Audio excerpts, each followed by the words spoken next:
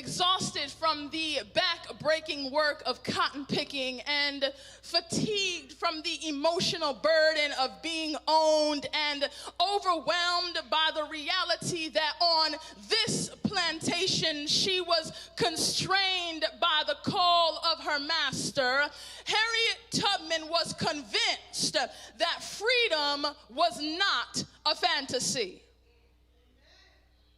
With a bandana on her head and a pistol in her hand, Harriet searched for freedom by night, led by Moss and the North Star.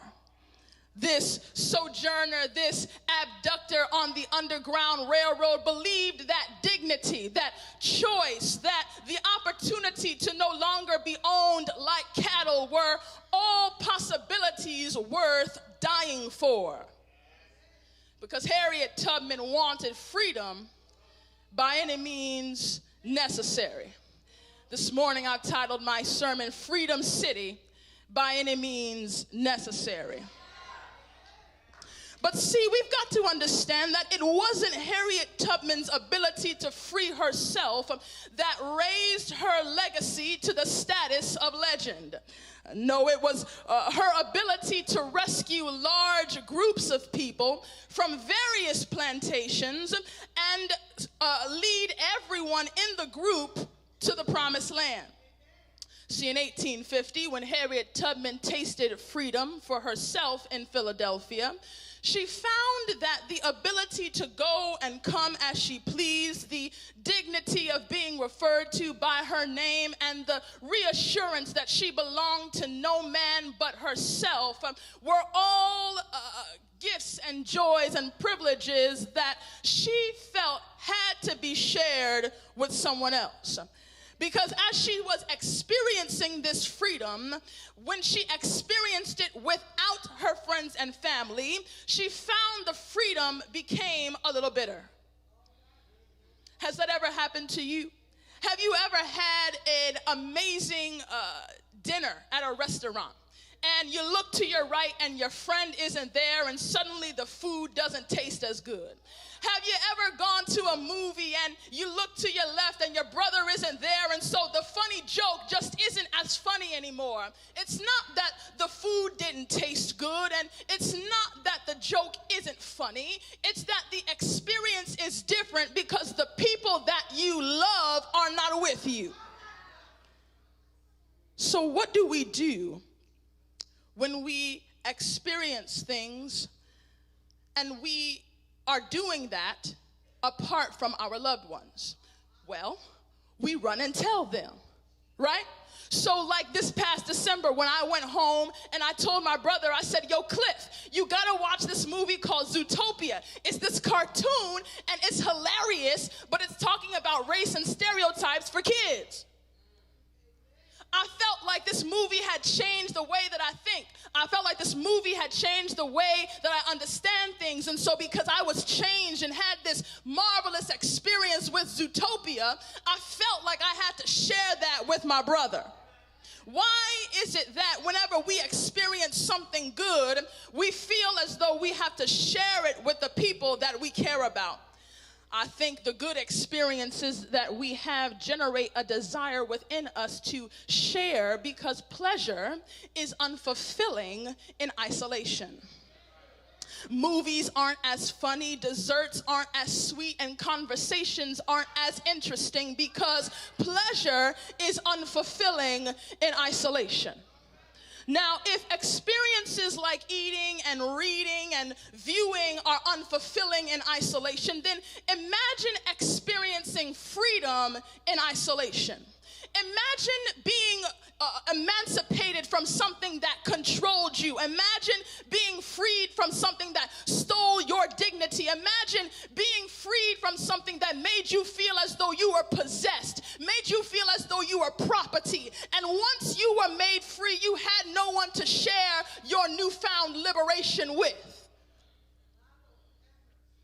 Experiencing freedom in isolation is unsatisfying because freedom is only fulfilling in fellowship.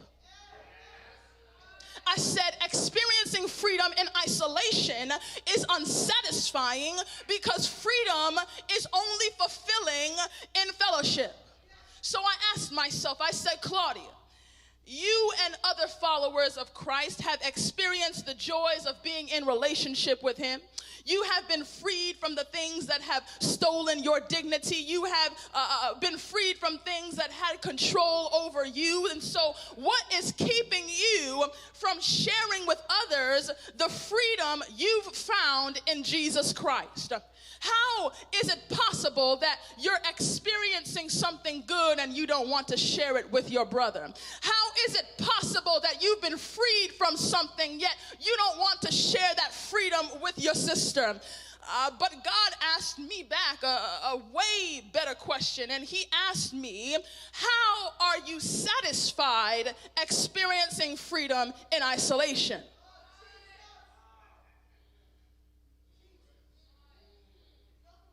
I believe there are two reasons. How many reasons did I say? There are two reasons why we are comfortable experiencing freedom in isolation, and we are willing to not bring others into the freedom that we have found. And the first reason is that we are afraid that we will be captured by their master. One of the reasons why we do not bring people into the freedom that we have found is because we are afraid that we will be captured by their master. Slaves that made it to freedom didn't go back for their friends or family, let alone strangers. Many of us don't bring those that are still slaving on Satan's plantations because we're afraid that by interacting with them, Satan will recapture us. We're afraid that whatever they're struggling with is contagious and I'm going to catch it. So I don't interact with those that need freedom from Jesus Christ as an act of self-preservation. I'm trying to protect myself. I don't want to get back into the things that I used to do. I don't want to go to the places that I used to go to. I don't want to be locked up and bound in bondage and in slavery to the master that I used to have. And so I'm not willing to go and get you. Because I don't want to get locked up in your master, nor do I want to go back to mine. So I'm going to protect myself and I'm going to stay free right here. But see, you've got to understand that you can't make a fearless sacrifice like Vladimir spoke about if you're not confident in your God's ability to keep you free.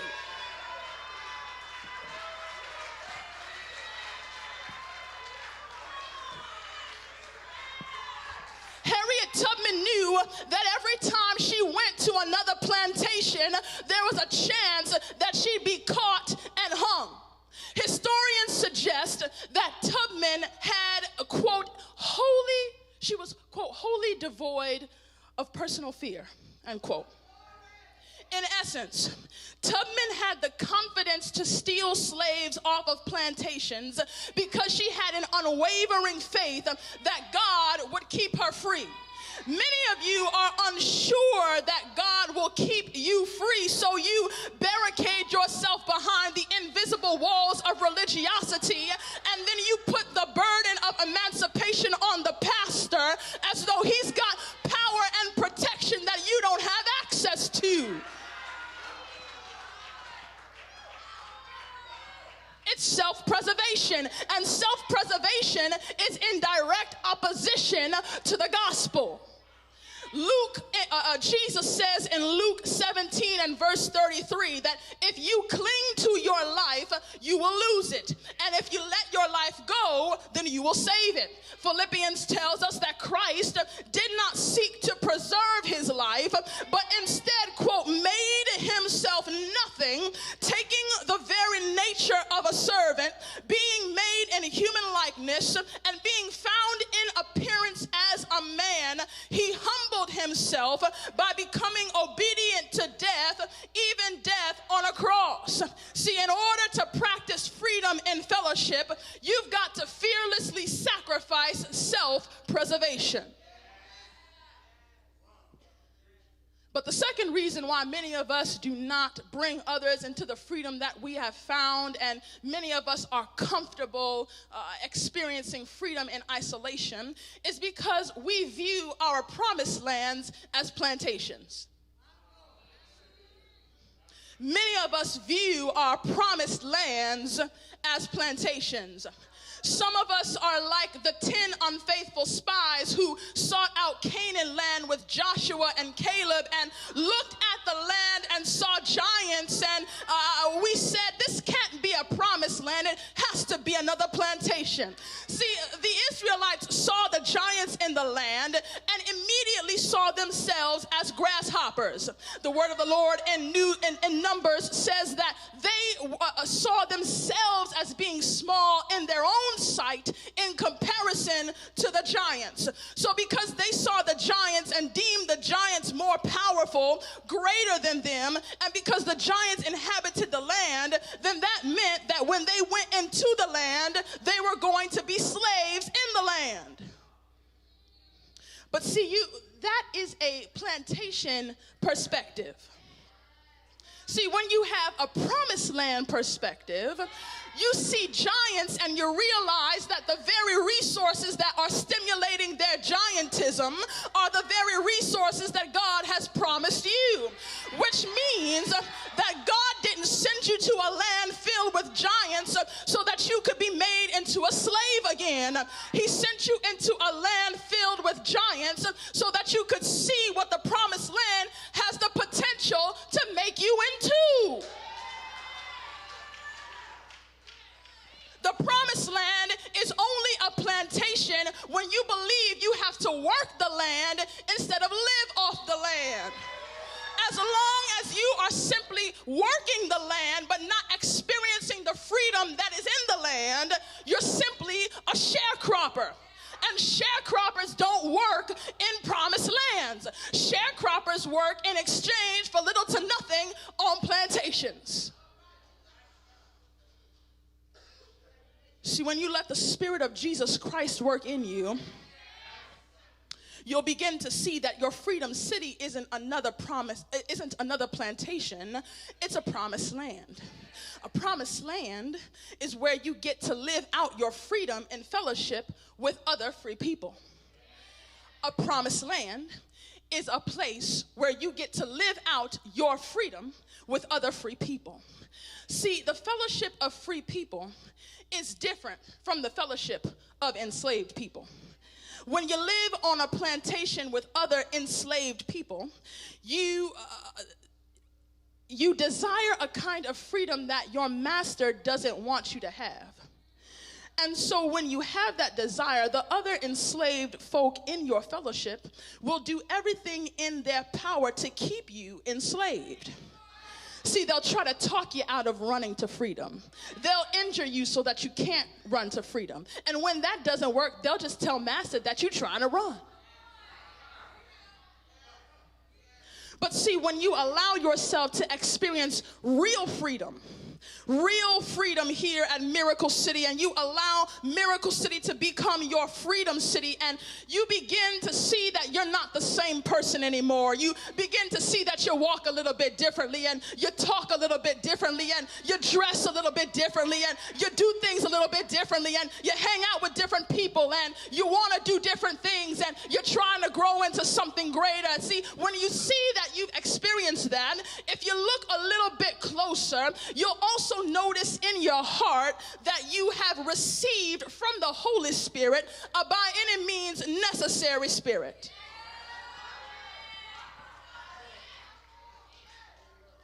You'll see that you have a burning desire to have others experience the freedom that you've experienced in Jesus Christ.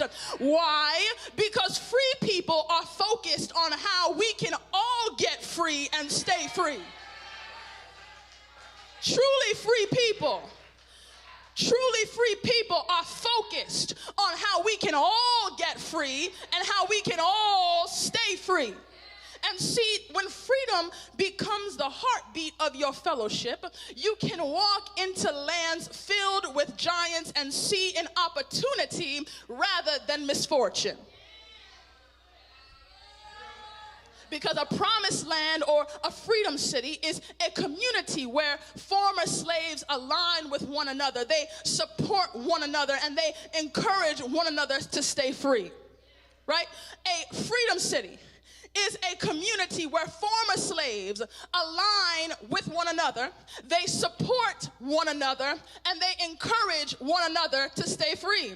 I said a freedom city is a community where former slaves align with one another, they support one another, they encourage one another to stay free. And see, when freedom becomes the heartbeat of your fellowship, this is what you do by any means necessary. This is why our community groups here at Miracle City are so important. See, as we experience freedom together, and we are growing together and encouraging one another, the fears that we developed on Satan's plantations begin to wash away. We trade the insecurities, the negativity, the disloyalty, and the religiosity of the plantation for the transparent, authentic, hospitable Christianity of the promised land. It is this kind of freedom fellowship that, when experienced in intimate community, serves as the fuel for a by any means necessary approach. I can't experience this kind of freedom and not desire to bring someone else into this kind of freedom by any means necessary. See, I believe, George, that God coined by any means necessary and let Malcolm X borrow it. Hebrews 11:32 tells me about a cloud of witnesses that I believe Paul is saying had a by any means necessary spirit. See, when Malcolm X said by any means necessary, Paul said by faith. When Dr. King said by any means necessary, Esther said by faith. When Marcus Garvey said by any means necessary, Daniel said by faith.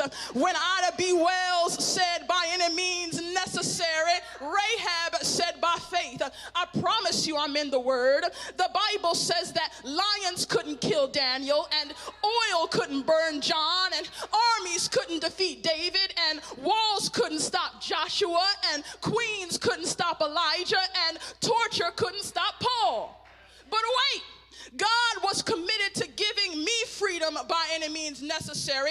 In fact, God himself said that the freedom of heaven and a world without sin is unsatisfying to me unless I experience it in fellowship with Claudia. So because of this, vaginal birth wasn't beneath him. The Magi weren't too far from him.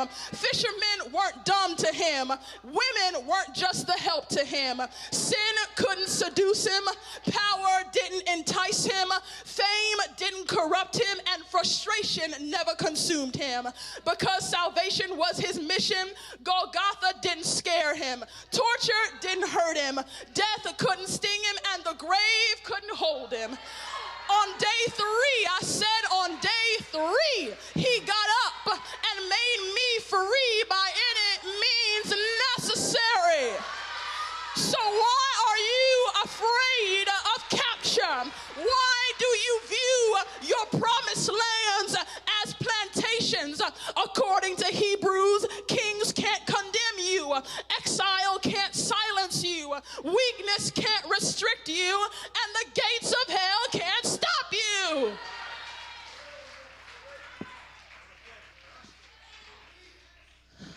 See, Paul could endure torture and spread the gospel of Jesus Christ with a by any means necessary spirit because his eyes were fixed on the real freedom city. Jesus made his fearless sacrifice on Calvary not because he believed in bringing earthly freedom to the Jews in the city of Rome, but because he wanted to bring us into the freedom city that is heaven. It's not enough for you to get yourself free so that you can go into freedom city with Jesus. You must have a heart for freedom in fellowship. You've got to be like Harriet Tubman You've got the desire to bring large groups of people from Satan's various plantations into that heavenly freedom city by any means necessary. A philosopher said that so long as I am free, I have not yet, so long as alone I am free, I have not yet attained real freedom. So how long will you be satisfied experiencing freedom in isolation? Today, right now, who are you claiming for freedom? Who is on your list of people to go get? What plantations are you acquainted with that God can use you to rescue some people from? He'll keep you free. The question is, are you willing to go? So I don't know about you, but today I want to make a decision that I'm going to be free from the sins that so easily beset me.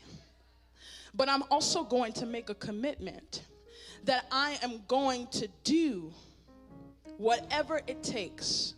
I am going to save and rescue friends, families, and strangers by any means necessary.